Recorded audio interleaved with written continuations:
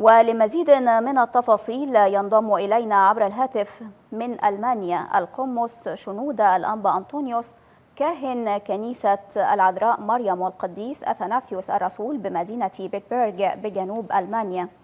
أصابونا بعد التحية أطلعنا على أهم ما تضمنته فعاليات اليوم المفتوح والأجواء التي سادته. سلام ونعمة وبركة. احنا بنشكركم ونشكر قناة ميسات على خدمتهم الجميلة ونشاطهم والكرازة داخل مصر وخارج مصر.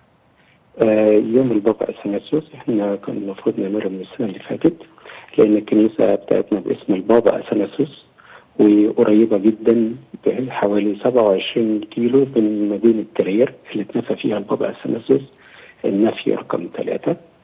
والكنيسة بتاعتنا اللي هي الستيبورك دي سيدنا قداسة البابا تم تدشينها بيد سيدنا قداسة البابا في شهر مايو 2019. فكنا نفسنا نعمل برضه احتفال بمجمع بيكيا من السنة اللي فاتت، لكن من ترتيب ربنا اللي احنا أخرنا شوية وعملنا السنة دي، وكان طبعا بإشراف ومباركة سيدنا نيافة الأنبا ديسكورس ومباركته وتشجيعه لكل الخدام وكل شعب الكنيسة.